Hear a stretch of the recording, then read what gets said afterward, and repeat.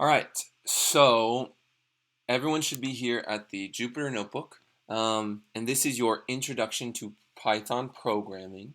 Remember, everything I do, you guys need to be doing, so you need to be following along as I do it, or you need to watch a little, pause, and then do a little. That's kind of my favorite way to do these kinds of videos. Um, and remember to be watching the questions on your Google document to make sure that you can either answer them at the end after going through the whole video, or you can answer them as we go along because I'm going to be covering the answers to those. So the first thing you need to do is go to New. You guys will only have Python 2, so just click Python 2. That will create you a new Python file. So the first thing you always need to do is you need to title this. So we're going to call this, all you need to do is click it and say Intro to Python and hit rename. Okay, so the places you put your Python code is by clicking in these things called cells. They're called cells. Okay, so you click there and you see the blinking cursor. That means we're ready to type. So remember, everything I type, you guys need to have in your folder file as well. So the first thing we're going to cover is what a comment is. So a comment, the way you write it is anything that starts with a hashtag, okay, or a pound sign. So you're going to write that and say, this is a comment, okay? So that's what a comment looks like. It's anything that starts at the beginning with a pound sign. And the deal with this is the computer ignores it, and it's only for the humans, okay? So the way we kind of write notes to other humans without messing up the computer is we write comments. So we just put that pound sign at the beginning. All right, and so the way to run your code in Jupyter Notebook is you just come up here and hit the run button. So click the run button right here. And you know it's run when it says a number by it. So this was the first thing we ran, so it has a 1 by it. All right, so the next thing, let's talk about what computers can do. So I'm going to put comments at the beginning of every cell so you remember, hey, this is what that piece of code did. So this next one we're going to do, I'm going to put a hashtag because I want to write a comment first to describe what we're going to do. Then we're going to do it. So this one is how to print out a message, okay? So then you're gonna hit enter, and so we want the computer to do something now, so we're not gonna put a hashtag because otherwise the computer will ignore it, and we're gonna say print, and then to print out a message, you need to put quotations around it, and I'm gonna say, hello, ENC STEM. Make sure there are quotations on either side, and watch this, let's run it. Boom. So that's exactly what the computer printed out. It said, hello ENC STEM. That's how it did a print statement. Okay, and because that was the second thing we ran, it popped up with the number 2 by it. Okay, the next thing we're going to cover is how to create a variable,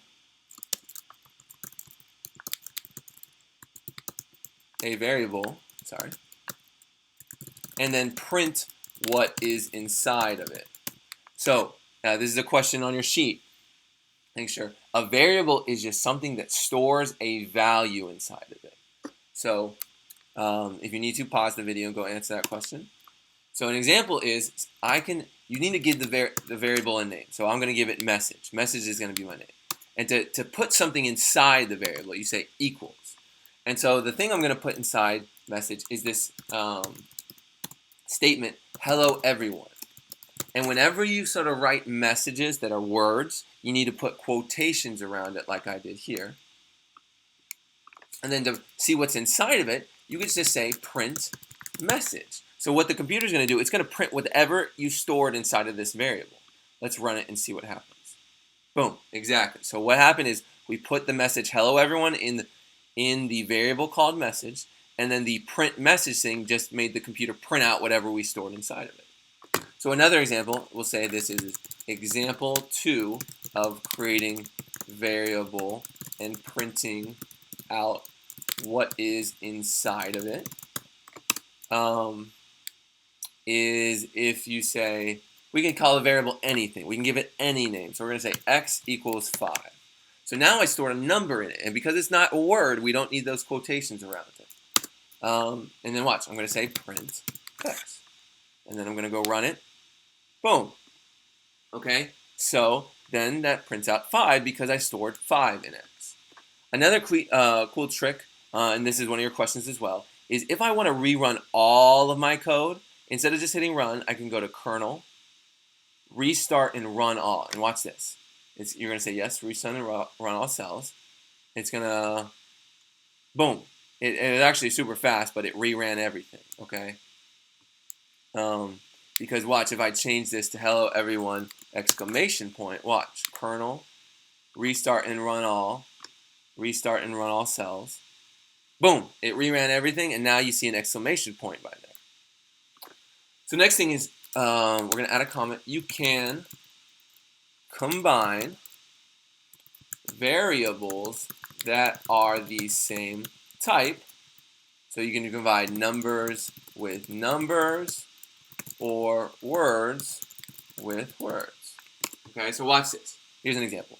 I create a variable. I'm going to call it y. And I'm going to put inside of it the letter 6. Okay? And then I'm going to create a new variable called z. And I'm going to take, okay, remember that variable x we created? I'm going to take x and add the variable y. So let's see. X was 5. Y was 6. So inside z should be 5 plus 6. It should be 11. And watch this. We're going to say print z. So whatever in z, it's going to print out. Let's run this. Boom.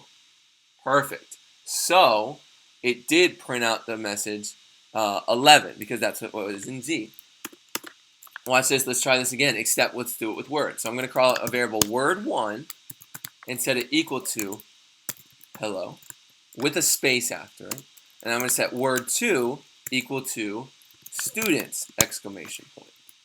Okay, and then I'm going to create another variable called sentence. Okay, sentence I'm going to say is equal to word1 plus word2. What that is, it's going to just combine the words together, and it should come up with the phrase hello students.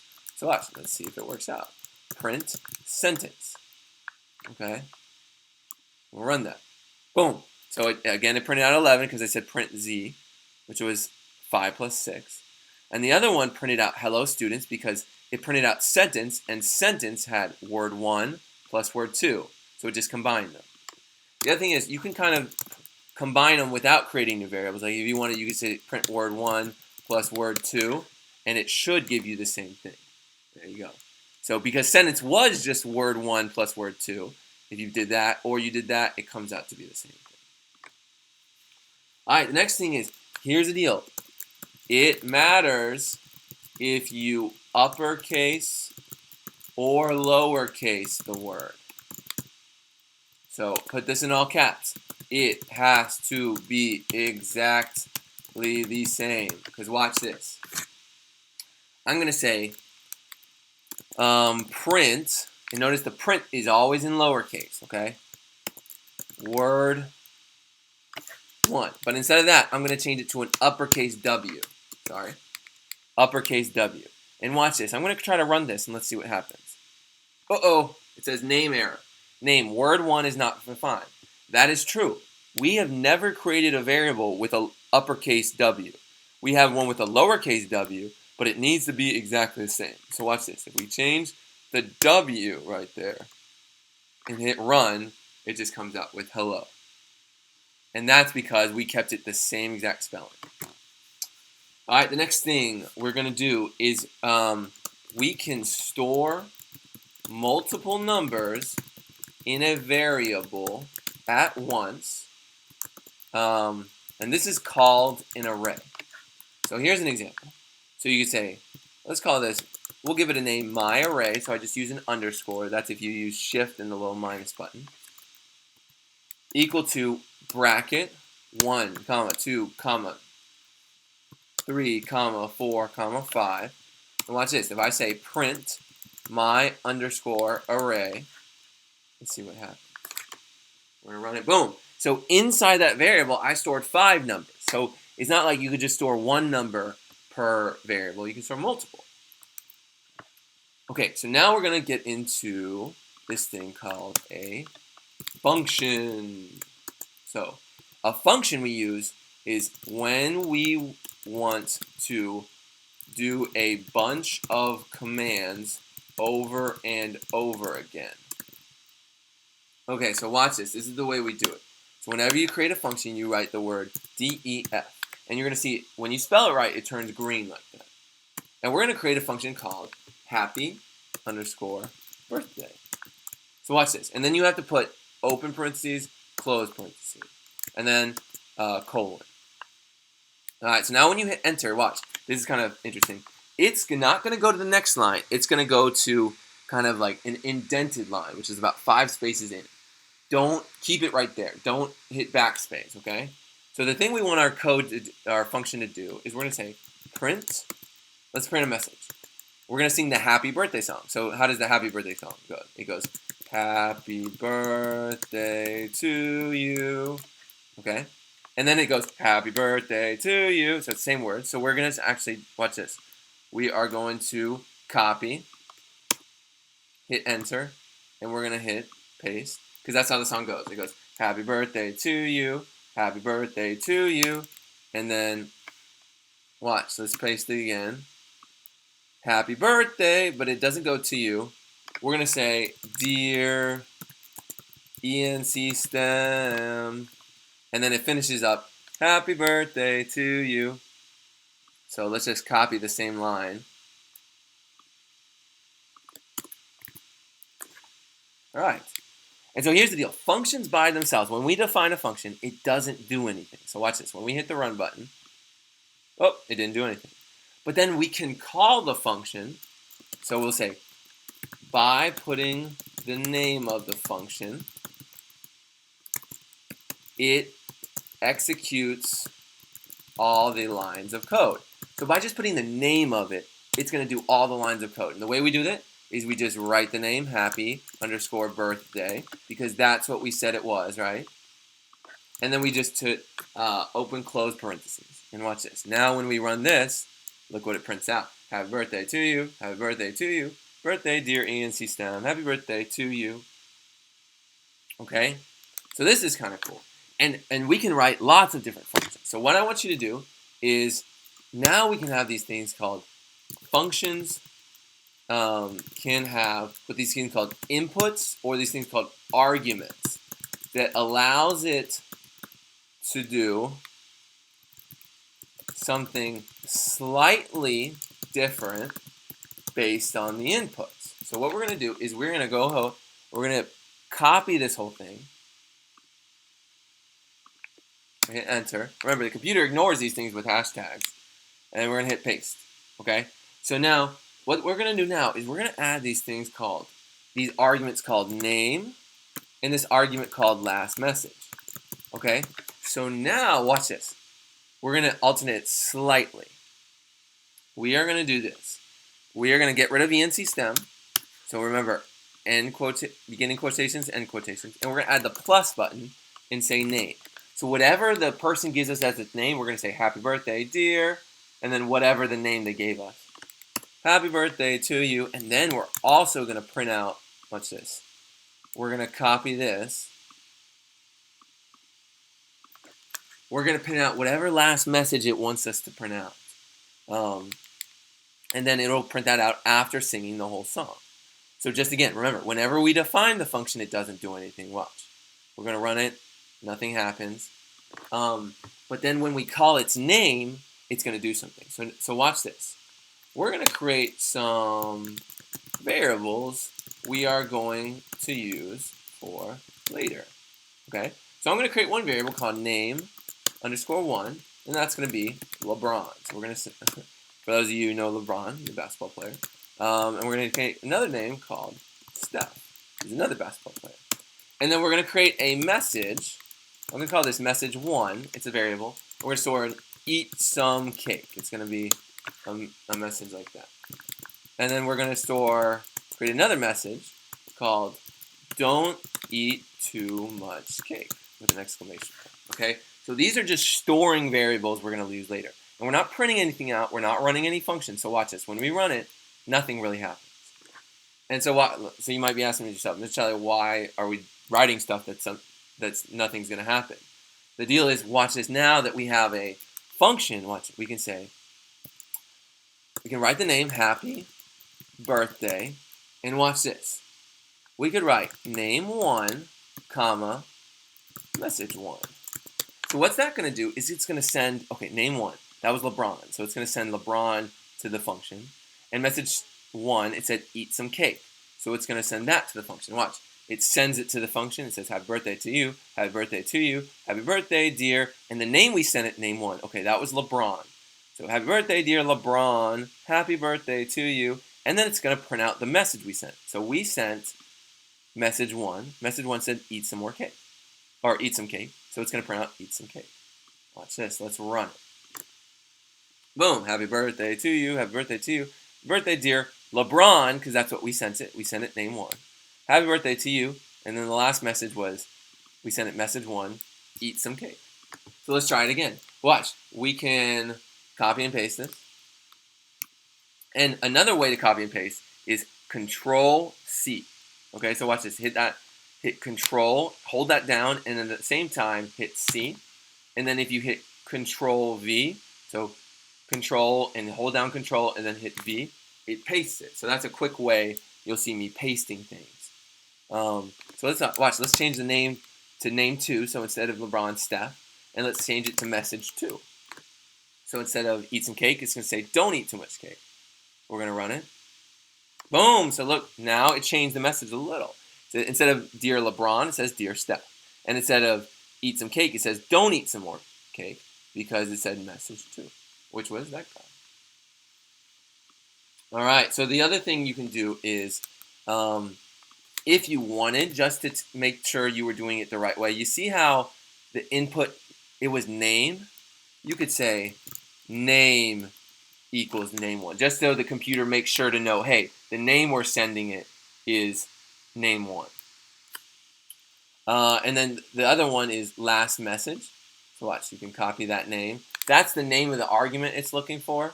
So if you just, watch this, paste that right there and say, the last message we want to send is equal to message 1. That's just another way of telling the computer, hey, for the name, use name 1.